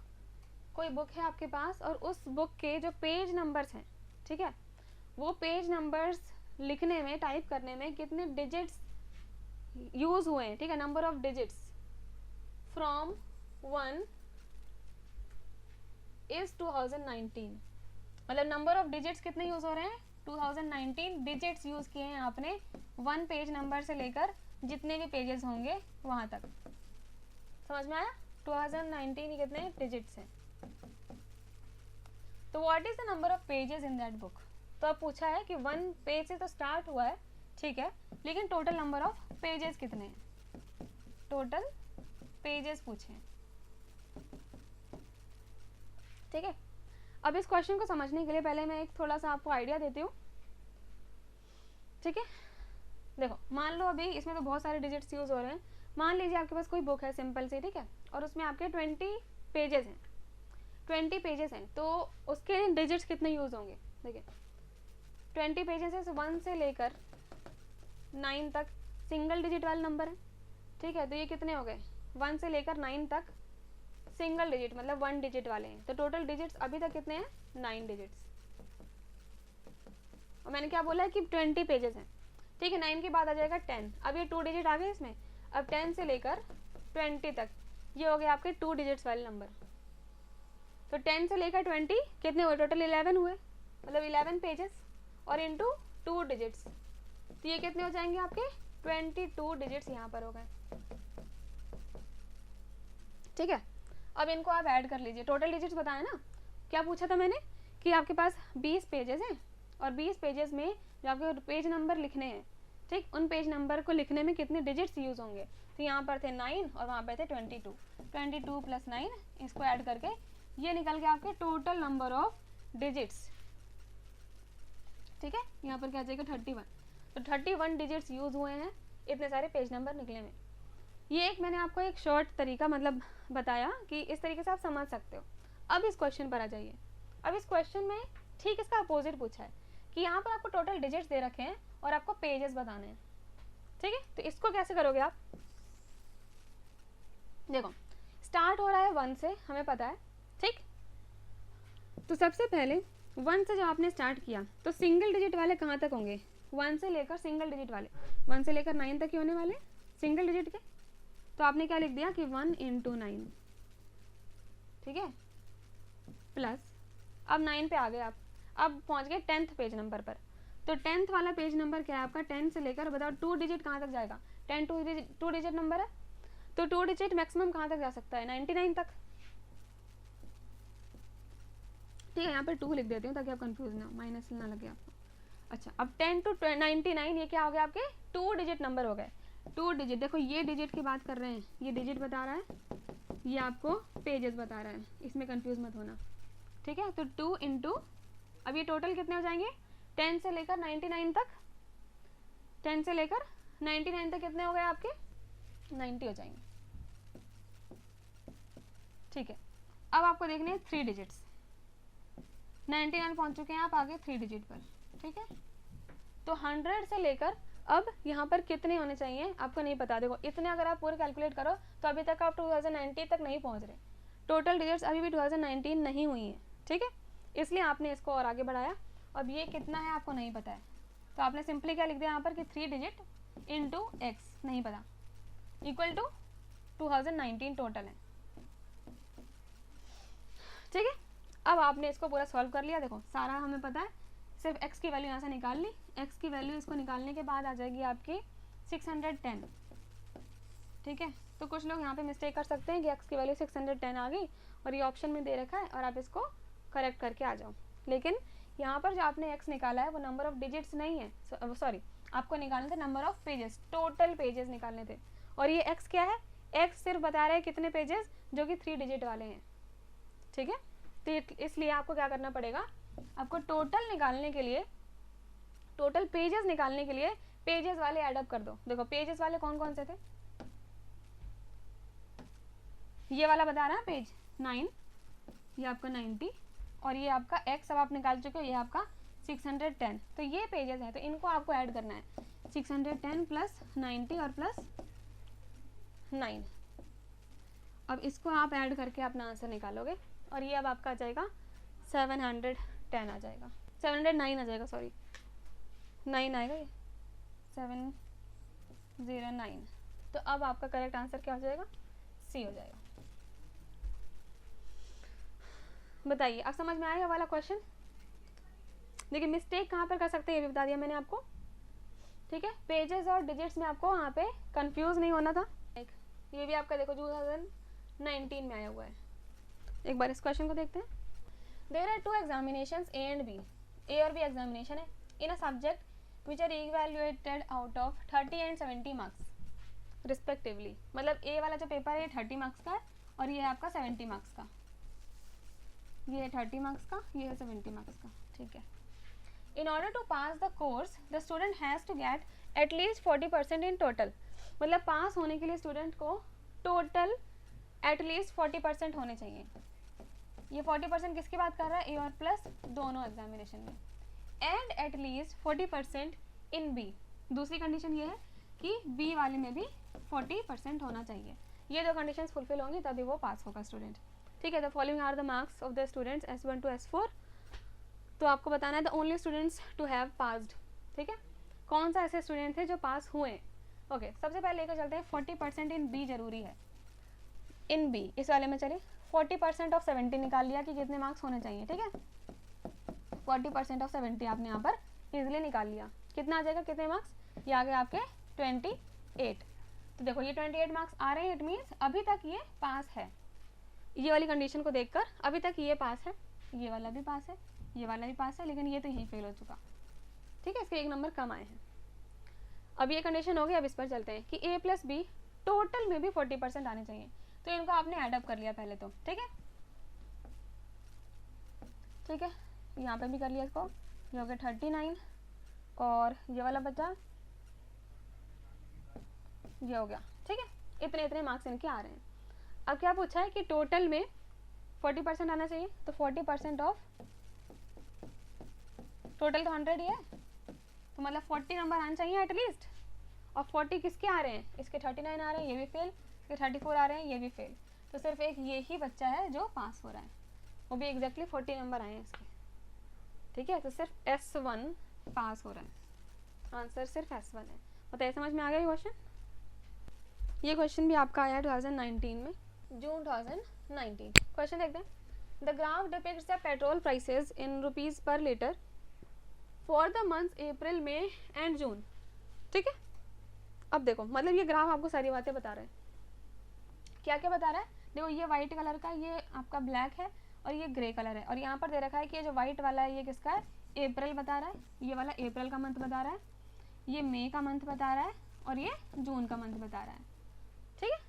अप्रैल, मई और जून।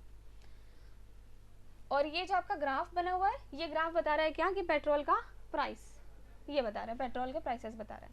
देखो ये ओपनिंग डेट प्राइस है, ये वाला जो फिगर है, ये क्लोजिंग डेट प्राइस है, ये हाईएस्ट प्राइस है और ये लोवेस्ट प्राइस है। स्टेटमेंट्स देखनी है और स्टेटमेंट बतानी है कि पिक द इनकरेक्ट स्टेटमेंट। यहाँ देखो गलती मत करना, लिखा इनकरेक्ट, कौन सी गलत वाली स्टेटमेंट है वो यहाँ पर सही होगी, ठीक है। चलिए एक एक करके देखते हैं। सबसे पहला स्टेटमेंट क्या है, the highest price never crossed 75। Highest price का ये वाला ग्राफ दे रखा है, ठीक है, नेवर क्रॉस्ड 75, और ये तो 75 से ज़्यादा है, इट मीन्स ये स्टेटमेंट यहाँ पर आपकी क्या है, गलत हो रही है, ठीक है, okay. Highest price never crossed 75, ये बता रहे कि कभी 75 से क्रॉस नहीं किया, ठीक है। और ये यहाँ पर क्या है, 75 से हमेशा ये आगे जा रहा है। अब नेक्स्ट स्टेटमेंट पढ़ते हैं। Largest difference between highest and lowest price was for the month of June. Largest difference between highest and lowest price, okay, इन दोनों में से मतलब आपको चेक करना है हाईएस्ट एंड लोवेस्ट प्राइस। जो सबसे ज़्यादा डिफरेंस है वो किस में आ रहा है, इन द मंथ ऑफ जून में। देखो ये था अप्रैल का, ये था मई, ठीक है, और ये था जून का, ठीक है। तो यहाँ पर क्या बता रहा है कि इन दोनों में डिफरेंस जो सबसे ज़्यादा है वो सबसे ज़्यादा डिफरेंस किसके लिए बोला है, जून के लिए। चलिए देखते हैं। देखिए अप्रैल को पहले हमने कंपेयर किया, अप्रैल का यहाँ पर है, इनमें इतना डिफरेंस है सिर्फ, इसको कंपेयर किया, इसमें भी कम डिफरेंस है, इसको देखा, ये आपका ज़्यादा डिफरेंस है। ये स्टेटमेंट आपकी यहाँ पर सही बता रहा है, ठीक है, ये स्टेटमेंट भी यहाँ पर सही है, ओके। अगला स्टेटमेंट देखा। Month of June showed the largest decrease of price between the opening date and closing date price. अब आपको इस वाले ग्राफ पर आना है, ओपनिंग डेट प्राइस और क्लोजिंग डेट प्राइस। इसको मैं एक बार इरेज कर दूं सारा। ओपनिंग डेट प्राइस और क्लोजिंग डेट प्राइस। अब स्टेटमेंट क्या थी, month of June showed the largest decrease of price. अप्रैल मई जून, ठीक है। यहाँ बोला है कि सबसे जो ज़्यादा डिक्रीज आया है वो जून वाले मंथ में आया है। तो देखते हैं, यहाँ पर तो इंक्रीज हुआ है, इस वाले में देखा यहाँ पर ये इंक्रीज हुआ है, लेकिन यहाँ पर ये डिक्रीज हुआ है। तो जून वाले मंथ में ये डिक्रीज सबसे ज़्यादा था, तो ये वाली स्टेटमेंट भी यहाँ पर ठीक है। Last statement, all depicted prices lie between 70 and 80। सारी प्राइसेस जो हैं वो लाई कर रही हैं कहाँ पर, 70 और 80 के बीच में, 70 और 80 के बीच में लाई कर रही हैं। और ये भी आपको पता चल रहा है कि ये करेक्ट है, 70 और 80 के बीच में सारी प्राइसेस है, ठीक है। इट मीन्स ये स्टेटमेंट भी सही है। तो गलत वाली स्टेटमेंट कौन सी हुई, इनकरेक्ट कौन सी हुई, इनकरेक्ट हुई सिर्फ ये वाली, ए वाली, ठीक है। यहाँ तो ये बोला था ना कि हाईएस्ट प्राइस नेवर क्रॉस 75, 75 से कभी ज़्यादा नहीं गई, बट 75 से ज़्यादा गई है, मतलब ये स्टेटमेंट गलत है और यही आपको निकालनी थी कि इनकरेक्ट स्टेटमेंट कौन सी है। तो ये वाला आपका यहाँ पर करेक्ट आंसर हो जाएगा। बताइए मुझको एक बार, समझ में आ गया ये, ठीक है। मतलब ग्राफ से ही सारी बातें हमको पता लगानी थी, तो ग्राफ को अच्छे से रीड करना आना चाहिए, बस स्टेटमेंट्स पढ़ो और चेक करो। और ये करेक्ट पूछा है इनकरेक्ट पूछा है, इस चीज़ का ध्यान देना, वरना गलत हो जाएगा। देखो ये भी जून 2019 में आया आपका। क्या क्वेश्चन है, a traveller to the town reaches a cross road. कोई ट्रैवलर है और वो कहीं क्रॉस रोड पे पहुंच गया, ठीक है। क्रॉस रोड मतलब क्या हो जाएगा कि अब वो कहाँ जाए, लेफ्ट जाए राइट जाए, क्रॉस रोड मतलब इस तरीके से है ना, ये, और ये यहाँ पर पहुंच चुका है। अब कहाँ जाए इसको नहीं पता। Upon asking residents A, B and C for directions to a certain destination, he gets the following responses. अब किसी एक इसको डेस्टिनेशन पे जाना है और इसने किससे पूछा, A, B और C से, ठीक है। तो अब ये तीनों क्या क्या रेस्पॉन्स देते हैं, इसको कहाँ जाना चाहिए देखते हैं। ये यहाँ पर खड़ा है, ए क्या बोलता है कि टर्न लेफ्ट, ठीक है। ये यहाँ पर ए, मान लो यहाँ पर इस तरीके से खड़ा है, टर्न लेफ्ट मतलब ये इधर चला जाए, ये कह रहा है ए। बी क्या कह रहा है, डू नॉट टर्न लेफ्ट, कि ए मत जाना, मतलब यहाँ पे लेफ्ट मत जाना, और या तो यहाँ चले जाओ या यहाँ चले जाओ, ठीक है। सी क्या कह रहा है, गो स्ट्रेट, कि स्ट्रेट जाओ। मतलब तीनों ही अपनी अलग अलग बातें कर रहे हैं, ए कुछ बोल रहा है, बी कुछ बोल रहा है, सी कुछ बोल रहा है, ठीक है। तो ये कंफ्यूज ही हो जाएगा ना कि कहाँ जाए, ठीक है। अब पूछा है if only one among A B C is truthful. अब इन तीनों में से कोई एक ही सच बोल रहा है, या तो ए बी सी कोई एक ही सच बोल रहा है, लेकिन तीनों ने अलग अलग बातें कह दी, तो आप डिसाइड ही नहीं कर पाओगे कि कहाँ जाना है। ट्रैवलर डिसाइड ही नहीं कर पाएगा कि लेफ्ट जाए राइट जाए या स्ट्रेट जाए, तो will not be able to decide between going left और राइट। क्लियर। तो ये सिंपल मतलब लॉजिकल वाले क्वेश्चन हैं। क्वेश्चन उसी टाइम ही पढ़ोगे आप, और उस टाइम ही कितना आपका दिमाग सही चला रहे हो, उससे आपके क्वेश्चन हो पाएंगे। अब ये क्वेश्चन था एक, देखो ग्राफ से रिलेटेड काफ़ी क्वेश्चन आते हैं आपको, ठीक है। ग्राफ दे रखा होगा और ग्राफ के अकॉर्डिंग आपको ग्राफ रीड करके पता लगाना है कि कौन सा ऑप्शन करेक्ट होगा। Now the graph below shows the monthly average rainfall and monthly average temperature, ठीक है, at a certain place in India. Where is the place mostly likely located, ठीक है। ये आपको ग्राफ दे रखा है। अब क्या क्या दे रखा है ग्राफ में, मंथली एवरेज टेम्परेचर जो है ये सर्कल से डिनोट किया गया है। टेम्परेचर अगर आप सिर्फ देखो, पहले टेम्परेचर पे ध्यान दो, ये आपके सारे मंथ दे रखे हैं, मंथ ऑफ द ईयर, जनवरी से लेकर दिसंबर तक, ठीक है। तो टेम्परेचर में क्या फ़र्क आया, टेम्परेचर आप देख रहे हो कि इतना कुछ फ़र्क नहीं आया, बढ़ रहा है घट रहा है, ठीक है, ठीक। अब आते हैं रेनफॉल पर। रेनफॉल देखिए, रेनफॉल में क्या हो रहा है, रेनफॉल वाला जो आपका ग्राफ दिख रहा है यहाँ पर, इसमें क्या हो रहा है कि जनवरी से लेकर कहाँ मई तक तो चलो कम थी रेनफॉल, लेकिन मई से लेकर सितंबर तक, मई से लेकर सितंबर तक देखो रेनफॉल कितनी ज़्यादा एवरेज रेनफॉल बढ़ चुकी है, ठीक है। और सबसे ज़्यादा है जुलाई और अगस्त में, ठीक है। और उसके बाद फिर से यहाँ पर कम हो गई। तो ऐसा इंडिया में कौन से प्लेसेस पर हो सकता है जहाँ पर मई से लेकर सितंबर तक रेनफॉल सबसे ज़्यादा होती है, ठीक है। ऑब्वियस ही बात है, ज़रा सी भी नॉलेज होगी आपको तो आपको पता है कि वेस्टर्न कोस्ट में ही यहाँ पर ये आंसर निकलने वाला है। वेस्टर्न कोस्ट में होता है कि आपका मई से लेकर सितंबर में सबसे ज़्यादा बारिश होती है, रेनफॉल बहुत ज़्यादा होता है, ठीक है। तो ये था आपका मतलब जनरल नॉलेज बेस्ड समथिंग। देखो अभी कितना सिंपल क्वेश्चन आया आपका जून 2019 में, बिल्कुल simple question. A student receive the following marks in 5 of the 6 courses. 5 of the 6 courses, courses आपके 6 हैं और 5 में आपको उसके मार्क्स बता रखे हैं, क्या क्या, 91, 86, 81, 79 और 92 और एक 6 भी होगा, आपको नहीं पता, वो एक्स है, ठीक है। Average of his marks in 6 subjects is 85। इसका एवरेज जो है इसको मिला है वो 85 है। तो ऑब्वियसली बात है एवरेज निकालना पता ही है, टोटल आपके पास 6 है, डिवाइड बाय 6 कर दोगे यहाँ पर और ये आपका जगह यहाँ पर 85। How many marks did he receive in the 6th subject, यही पूछ लिया डायरेक्ट, एक्स की वैल्यू पूछ लिया, एक्स तो कैलकुलेट कर ही सकते हैं यहाँ से आप, ठीक है। एक्स की वैल्यू कैलकुलेट कर लीजिए, मेरे ख्याल से इसका आंसर 81 आने वाला है। इतना सिंपल सा कैलकुलेशन कर लेना, ठीक है। इस तरीके से आपके सिंपल ये सब कुछ क्वेश्चंस थे। बताइए मुझको, अब इतने सारे क्वेश्चन हमने कर लिए, अब बताइए आपको कि अभी तक आपको सारी चीज़ें समझ में आई आज की क्लास की? आज की क्लास की नहीं, अभी तक जो भी क्लासेस हुई आपकी 3rd क्लास थी, अभी तक सब कुछ समझ में आया? कोई भी कन्फ्यूजन? ठीक है, ओके, चलिए बढ़िया बात है, अभी तक सब क्लियर है तो ठीक है। तो अभी तक हमने ये सारे रीजनिंग वाला पोर्शन देख लिया है। मैंने आपको बताया कि आपका मैथ वाला पोर्शन देखे क्वेश्चन बहुत आते हैं उससे, ठीक है, कि प्राइम नंबर्स क्या हो गए, या फिर आप डिफ्रेंशिएट करना कि प्राइम नंबर इसमें से कौन से हैं, ऐसे क्वेश्चन आए हुए हैं, या फिर आपका ट्रिग्नोमेट्री से, या फिर आपका जो सर्किल या फिर वॉल्यूम निकालने के लिए सिलेंडर का वॉल्यूम, ये सारे क्वेश्चंस बहुत सारे आते हैं, ठीक है। तो ये मैथमेटिक्स वाला पोर्शन जो है ये हम नेक्स्ट क्लास में कवर करने वाले हैं। देखिए बहुत इंपॉर्टेंट क्लास होने वाली है नेक्स्ट क्लास में, सारे फॉर्मूले जो भी इंपॉर्टेंट फॉर्मूले वो सारे देखेंगे, क्वेश्चंस करेंगे। Thank you.